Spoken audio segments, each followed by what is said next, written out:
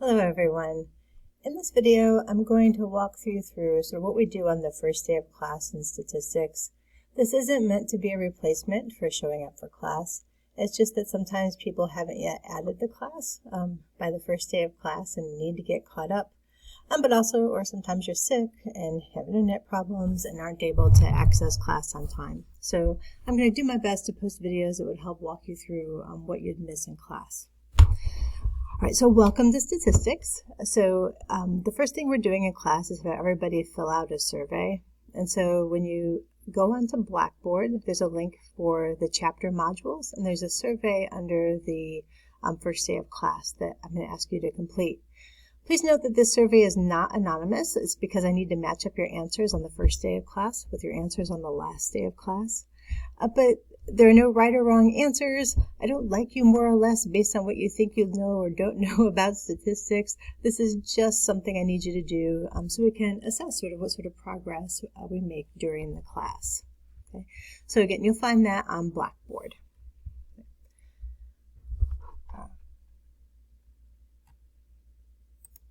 Okay, so next we're going to talk about sort of why statistics. Why is it that you're taking a statistics class? I'm guessing that most of you are taking the class not as a free elective, but because somebody's asking you to take it. Somebody's making you take it as part of your degree options.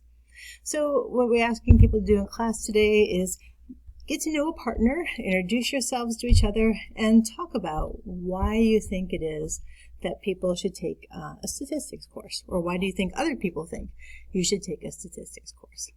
Okay. So if you're doing this at home by yourself, take a moment, reflect on this, and really try to think about it. Generate ideas for why you think this is the case. Okay, so some reasons that I have come up with, and there are plenty more, is one is that regardless of what your degree is going to be, you're likely to be a consumer of research at some point in your life. Either you're reading professional journals in your discipline and you need to be able to read the statistics well enough to know whether or not they actually support the case that's being made in the article. Or also reading popular press, media, social media, newspaper articles, whatever the case may be. People are presenting research all the time, and that research is often dependent upon statistics. And so you need a familiarity with the types of statistics people are reporting, and again, to understand whether or not the statistics actually support the argument being made in that article. Right. Now, you're also likely to be a producer of research at some point. And in terms of being a producer, this means you're creating research and collecting data and analyzing the data. Okay. So you're likely doing this if you're a psych major, a nursing major, or a sociology, social work. You guys are going to take a research methods class, where after this you're going to go on and do a class where they're going to expect you to collect this data and analyze it. And so this class is an important prerequisite for that.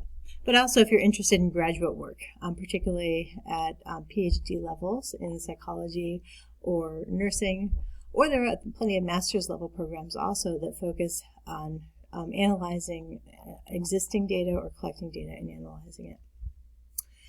All right, some other reasons that are important for taking this class, particularly as a prerequisite for doing research. One is that you need to be able to collect data that's analyzable, right? So sometimes we generate surveys or studies and the data really can't be analyzed. And so you need to know what sort of analyses can be done with what kind of data so that you make sure you collect your data in such a way that it can actually be dealt with. Also, for all college classes, we're focusing heavily on developing critical thinking skills, right? We're not trying to get you to just memorize a bunch of facts, but how do you use information to gather information, how to use statistics with this information to help you think critically about arguments being made. Also, this class for many of you counts as a quantitative analysis class, right? So we're helping you to develop a data fluency. So we're not going to be doing a lot of computations in this class by hand. We're going to be using computers, but instead we want you to be able to talk about and use numbers in a fluent way that helps inform your decision making. Many employers are looking for people who can use statistics and understand statistics, and even can just manipulate it and work with data and using a variety of software programs. And also, I don't want to estimate the idea of where this is an introductory class. And one thing it helps you understand is know when you need help, right? At some point, we all hit a wall where I don't know the statistics that I need to use, or things are complicated and I need help, and understanding when I actually need that help. So know where my limits are and know where I've no longer am understanding, right? What I might need help with from somebody with maybe some more advanced training in that area. All right, so those are sort of the big reasons I came up with. Hopefully you came up with some others as well that'll resonate with you. Okay, next we're going to look at some slides here, and they're all pictures of graphs. And I want you to find a new partner if you're in class. If you are at home, you don't have a partner to work with, but when you come to class, please introduce yourselves as people. I really want you guys working together and talking in class and using each other as a source of information and help. So now's a good time to get to know the people near you. So what I want you to do is look at the graphs on the following slides and figure out what's wrong with them. So talk about maybe better ways to present the data, right? What's wrong with these particular graphs? Okay, so here are our first two graphs that I want you to look at. And there is another page of graphs that you're going to look at as well on the second page. All right, so we're going to start with these. Our first graph here is a pie chart looking at Americans who tried marijuana from the CBS News poll there. So you can see that they have 51% say today, 43% say last year, and 34% say 1997.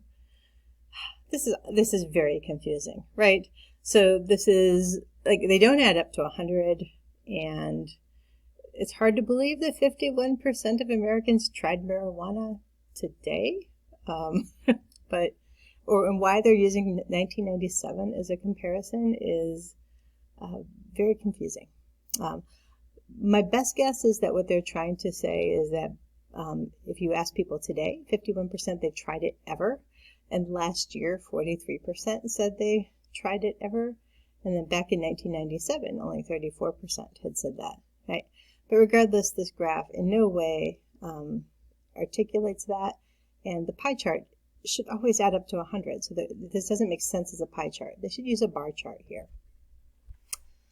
All right, our next graph, Democratic women raise less money than Democratic men. We have averages raised by House primary members, and the females raised 1.4 million, and male candidates raised 1.585 million. Okay. So I like that they used a bar chart here. That's helpful. What's not helpful is the formatting of the graph where they've really truncated the the y-axis, right? It goes from 1.3 million up to 1.6 million, but that's not reflecting the true range of possible values. And the reason they've done this is to exaggerate that difference between 1.4 million and 1.585 million. Okay? In reality, if the graph went from 0 to 1.6 million, this difference would seem much smaller, which would be much more appropriate, right? It's like, I hesitate to say this. It's only a difference of $185,000, which I know for all of us that is a lot of money. But in the context of a campaign where they're talking about $1.5 million, it's not as much as they have indicated there. Okay, so using a graph that reflects the whole y-axis starting at 0 would be much more helpful there. All right, our next graph here at the top is confirmed cases of coronavirus in Florida. And here they've used a bar chart, and it's on the x-axis looks like the date where they're looking at the number of confirmed cases. And I'm assuming the y-axis is the number of cases. And then they have each bar labeled with a number. But the numbers don't seem to match the bars, right? So the smallest bar there is 4,049 cases, whereas the pinkish purple bar is 2,900. It makes no sense. The numbers don't match the graphs. So I have no idea which one's correct. Is it the numbers or the graph that's accurate there? All right, our last graph there is also looking at COVID in terms of new cases per day that we're working with here. and they have dates along the x-axis, and the y-axis is the actual number of cases. Okay? So things to note here about this graph. If you start with looking at the y-axis, you can see that the numbers don't go up in equal increments. The lines make it look like they're equal, but it goes up 30, 30, 10, 30, 30, 30, and then it jumps up 50, 10, 50, 50. It's just the numbers on the graph don't make a lot of sense, right? So the numbers on the y-axis should go up in equal increments to get a better reflection of what's actually happening in terms of the cases. Okay. All right. So I am sure you found other problems or issues with this, with these graphs, but the point here is that you can't just accept graphs that you're presented with or statistics that you're presented with in the media at face value. Sometimes they're poorly made. Sometimes they're poorly made to make a point that maybe is not accurate. And sometimes they're just mistakes. Like I think this top coronavirus one they're just made mistakes and it's not careful proofreading. But being very careful about interpreting data that we see is important. All right, so let's focus more here on our class. We're going to be working in this class using something we call an active learning approach. So in order to talk about this, I need to give you a little bit of background information here. All right, so first of all, I want to talk about sort of how I used to teach this class. When I first started teaching statistics, it was a typical traditional lecture class where I would assign things for people to read from what I thought was a really good textbook, and they're supposed to read prior to class, and then come to class and listen to lectures, and then people were supposed to go home, do homework problems, study for the exams, and there would be exams in class. Okay. So I'm guessing you can probably already guess some of the problems that I have with this class, right? First of all, you'll note that I have the word read in quotation marks. Part of that is just because people thought it was really hard to read a statistics book before class, even though I thought I had chosen a really good one. And then there are other problems here we're going to talk about on the next slide. Right? One I note repeatedly is that lecture can just be too fast for some people and too slow for others. It's impossible to get a lecture speed that works for everybody in the class at a particular time. So at any given class period, it might be too fast for you or too slow, or it can just vary throughout the day. Sometimes I'm going too fast for something you need more help with. Sometimes it's really too slow for what you need right then and there. Also, I think I was reinforcing poor study habits, right? So if my idea is I wanted people to go home, read the chapter, come back to class, listen to a lecture, and then they would go home and do problems. The problem is there's no reason for anybody to read the book before class if they're going to come to class and I'm going to lecture through it, right? It's inefficient, right? It makes way more sense. Like if I'm going to lecture you through it, why bother, right? And so I slowly over time realized that I was part of the reason people weren't reading the chapter. Also, in terms of doing statistics, a lot of what you're doing is very hands-on in this class, right? And so sometimes we're doing some hand computations, or more often we're using software in order to get numbers and use those numbers for interpretation purposes. And people would always say things like, well, it seems so easy in class, but when I got home, I was really confused. And, upon reflection, like, well, of course it seems easy in class, because you're not doing it, right? If I'm the one doing it, it's going to seem easy because I've done it hundreds of times, right? It's not helpful to watch me do it, right? You have to actually be the person doing it in order to gain those skills. Okay. All right, also, I know long-term retention wasn't great in the class. Final exam scores were traditionally quite a bit lower, maybe a full letter grade on average, lower than the midterm exams, which is not ideal because this class is meant to be a prerequisite to help you go through and doing research and also using your new skills, right, and to interpret statistics in the media. You have to retain the information in order for that to work. So what I did was revamp the class, revise the class, and revamped it using what we call an active learning or a workbook approach, or you can think of it as a flipped classroom. It all means exactly the same thing. And that is what we want you to do is go home and do the easy stuff before class. Because I know statistics is challenging, but there are some things that are easier than others, right? And so the things that are relatively easy, I want you to do on your own outside of class. And when you have the hard things to do, work on them in class where you have help from me and help from your peers and colleagues sitting with you. That way, you can get immediate feedback when you're confused, right? So the things that are hard where I think you're most likely need help, you get that instant, immediate feedback. And it also allows you to work within your own pace during the day. So while you're in class, if you need help with something, you can stop and get help. But if something's easier for you, you can move through a little bit more quickly. Within limits, you still need to get it done before the next class. But it does give you quite a bit of flexibility within a class. Right. So I really like this compared to sort of what I used to send people home to do homework, right? If you go home and do homework, you may actually practice the wrong way of doing something. You might spend 3 hours doing homework, and if you practice the wrong way of doing something, you're going to turn it in, and I can't possibly get you feedback then until at least 2 days when you come back to class, and then you didn't even remember that what you had done, right? So you need that quick feedback about whether or not you're doing things correctly, and this allows for that. Now, this approach is based on research in learning and memory, based on two things called desirable difficulties and testing effects. So let me start by talking about a classic study looking at testing effects. The study is done by Roediger and Karpicki back in 2006, and they had students read 2 passages from a textbook, and there were 2 conditions in the study. They either read one passage for 7 minutes and then studied it for 7 minutes. Right, so they basically read it and then reread it for 7 minutes for a total of 14 minutes of study time.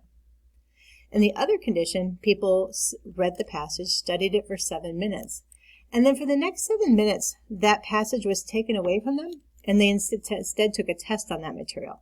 In this case, they just had to write out everything you could remember for 7 minutes from what you had just read.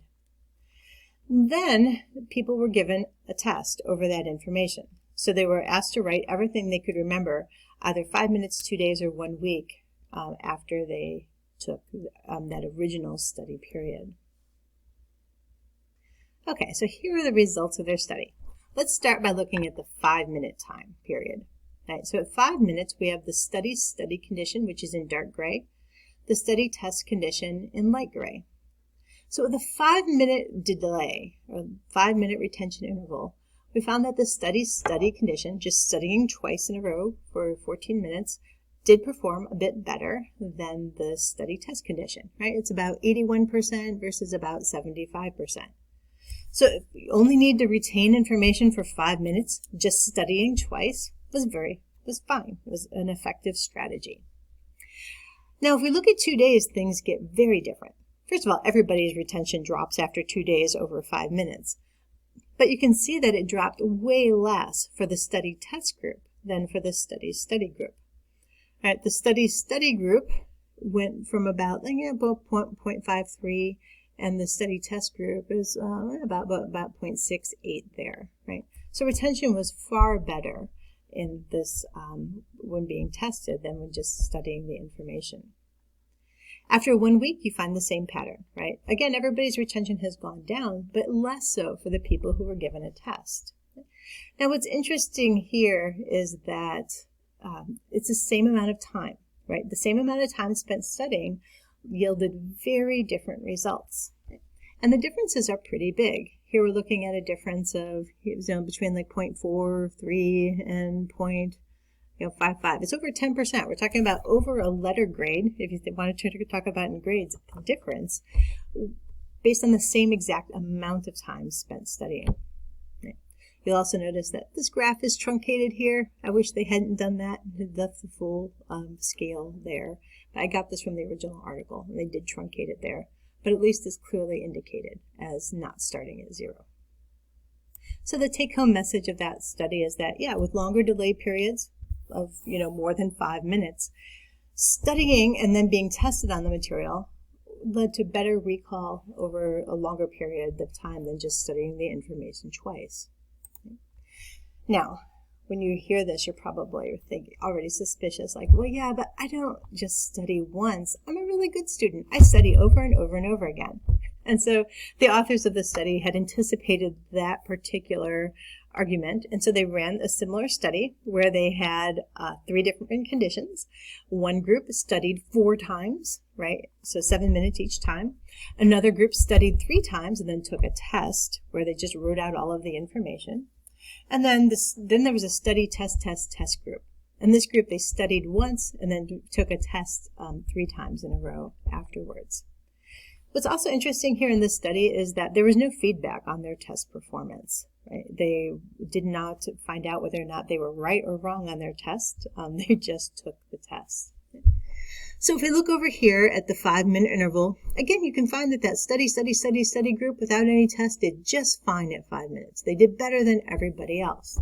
So if you're just trying to remember for 5 minutes, that is totally fine. Right? However, at 1 week, again, everybody's recall overall plummets from the 5-minute retention interval, but you get a totally different pattern of results. Here we find that study group had very poor recall, just over 40%, whereas that study test group was up over 60%. And this just one test was somewhere in the middle there, right? So overall, we know that testing is really effective, right? It's a really effective way to help people learn and retain information. So I think that people often think about testing as a way to assess learning, right? And so like the only reason we give you tests is to make sure that you are studying and that we can tell how much you know. And that's one reason to give tests. But really the primary reason I'm getting tests is because it helps me know that it's going to improve your learning, right? If I just give you a bunch of reading to do, you're not going to learn it nearly as well as if you're tested over that material and tested frequently over that material. So what I'd like you to do now is meet another partner and discuss this question. And that is, why do you think testing is better than reading or studying? So if you're at home and had a missed class, take a moment and really think about this for yourself.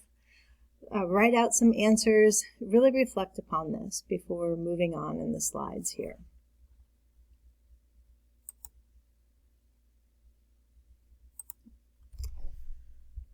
All right, so in terms of the reasons why, you probably generated a lot, but it comes down to this idea of making the information more challenging. The more you have to work with it, the more you have to think about it, the more you have to process it and work with it, the better your understanding and retention of that material will be.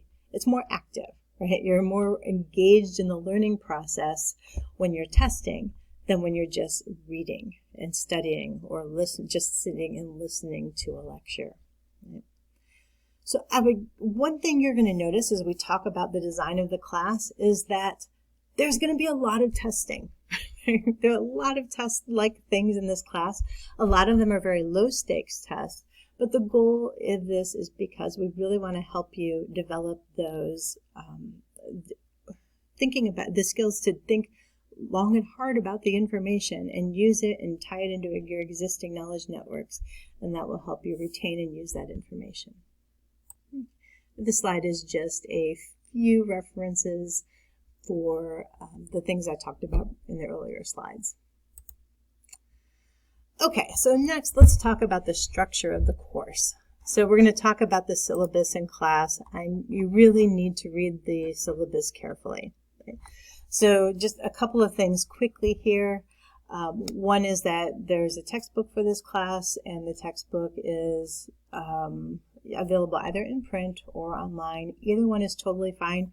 But you really do have to use the 3rd edition. The 2nd edition is very different than the 3rd, and you won't be able to use that one. Okay.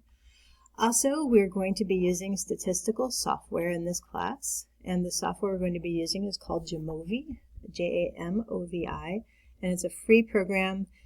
There's a link to it on the syllabus, and it's amazing. You're going to need to install it on your personal computer so that you can use it there. Okay. All right, so in terms of the way this class progresses, I'll tell you, we're going to be covering a lot of different statistics in this class and working our way through the book. And what we're going to do is the same in every chapter, in that you're going to read the chapter before you come to class. So you're going to read the chapter to prepare for class.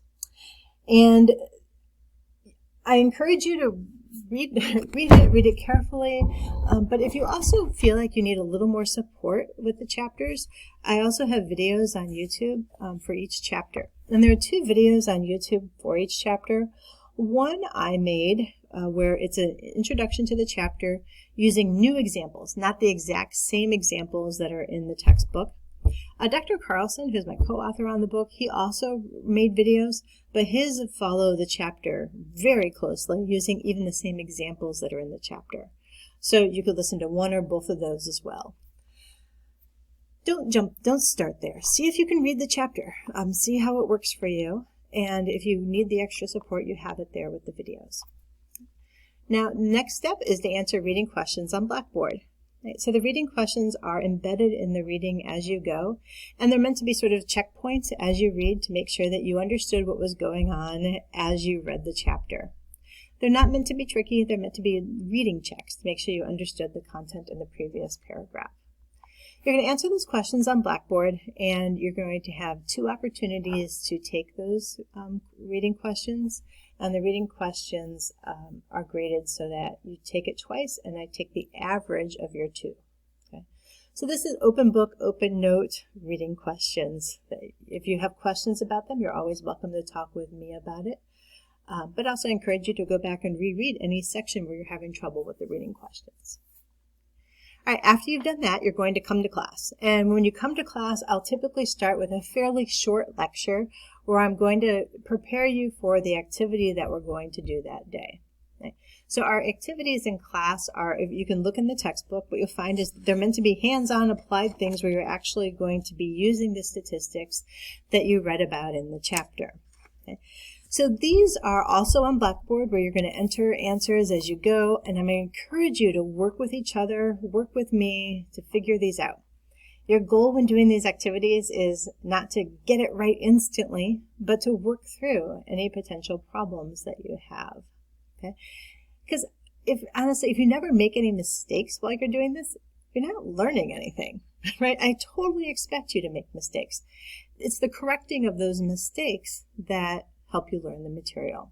Right? So these are graded as your highest score. You can submit class activities as many times as you want, and I take your highest score from those class activities to give you the opportunity to redo those over and over until you really understand it. But your goal is for you to really think about understanding, not just getting the right answer, right? Because obviously you could just keep entering numbers or answers until you get the right one. It's the understanding that you need to take the focus to there. And then once you're done with the activities for a chapter, then you're going to do exam review questions. And there are practice exams for each chapter, and one of them is required, and it's graded just like an activity. You can take it as many times as you like to get all of the points. But what I don't encourage you to do then is think that if it took you 15 times to do the practice test to get them all right, you don't really get the material yet. You need some more practice. And so there are extra practice tests on Blackboard that are not required. They're totally up to you to decide whether you need them. There are 2 extra practice quizzes for everything in Blackboard for every chapter there. Okay? And so we're going to do that for every chapter. You're going to read the chapter, answer reading questions, come to class, work with me, work with each other to work on these activities, and then finally do some review questions to make sure that you understand the material. So that means for next time, you're going to need to read Chapter 1, and you're going to answer the reading questions for Chapter 1 on Blackboard. Right? You can take it up to 2 times, and your grade is the average of your 2 scores. This has to be done before class. This is class preparation, basically. So if it's not done before class, you're going to get a 0 on those. Otherwise, you're coming to class unprepared. All right, next you're going to, if you haven't already done so, complete the survey on Blackboard. And then don't do the activity. So you're reading Chapter 1, but there's also something that when you hit Activity 1-1 in the chapter, don't do it. We're going to work on that in class, and I have some things to say and talk with you about it before you get started with that activity there. Okay, so in addition to these activities that we're going to be walking through, I just want to talk a little bit more about some things in terms of class structure in the syllabus. And the syllabus is available on Blackboard. I'm not handing out hard copies. It's all available for you on Blackboard. And in terms of the syllabus, there's a schedule there as well as a grading scale. And we are going to have a total of 4 midterm exams in this class. So there are going to be 4 midterm exams and a cumulative final exam. And they're all going to be taken on Blackboard.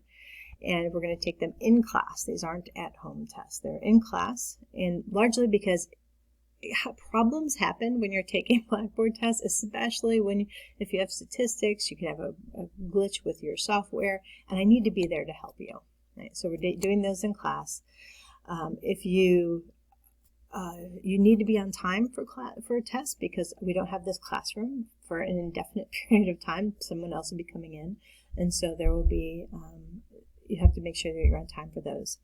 If you need to miss an exam, you have to contact me ahead of time, right? And you need documentation or reasoning for why you have to miss the exam. If you don't know to find me ahead of time or provide documentation, you can take it late, but then there's a 10% penalty per day for your exam score. So please be here on time taking the exams.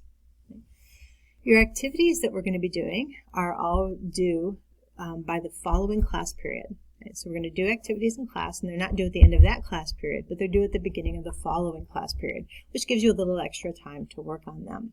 Right? So if it's not turned in on time, you get a 0. Right? So it has to be turned in on time to get the points. Okay. Now, under extenuating circumstances, I can approve an extension, but I don't want to do this very often, and this is only to protect you because you need to be on top of things as we work through this class because every chapter is cumulative, and if you fall behind, it's really hard to catch back up because you're not doing the same thing that we're doing in class then. Right? So I can give you extensions. Ask me if you need to, but I'm going to try avoid it just to help you stay on track in the class. That said, I won't extend any activities beyond the test for that. So once we're done with the test over a particular unit, you can't go back and do activities from that group. All right, your grades are posted on, will all be posted on Blackboard. Your grade is going to be based on the 5 exams. Each is worth 100 points. Your reading questions will be worth 50 points, so worth half an exam. And your activities and practice exams will be worth 100 points as a set. Right? And so there's a grading scale listed there on the syllabus as well. And I'll keep Blackboard updated too. All right, so we'll talk more about honor code policies as we move through the class. But for right now, reading quizzes, you can talk with me. You're welcome to talk with your friends as well, but you have to read the chapter, and the answers have to be your own. You can collaborate like if you have a question, but you can't just check answers against somebody else. Right? For activities, I want you working together with other people, but again, the work you turn in should be your own. Talking is fine, but not just copying somebody else's work. All right, so I hope this gets you all ready and set to go for the very first assignment here, reading chapter 1. If you have any questions, please let me know, and I'll help you out. And if you don't yet have access to Blackboard, contact me and contact IT because we desperately need that access very quickly to keep you on track in this class. All right, well, I'm looking forward to a good semester with you guys, and please come see me if you have any concerns or questions here. Now, I should say one thing I often get in this class is people will come up to me and say, oh, I hate math. I'm really worried. I'm terrible at math. I'm like, don't worry about it. Math is not your problem in this class. We're doing very few computations by hand. We're going to use a computer. We're going to use a computer to get all the numbers. It's not that hard to get the numbers anymore. What's tricky is understanding what to do with them, right? How do you interpret them, right? And so that's what we're spending our time on. We're going to do very few computations. It's going to be all on the computer. It's going to be using that information to think about numbers is really what we're doing. More of think of a quantitative literacy or fluency there. All right, well, good luck, and I will see you all in the next class period.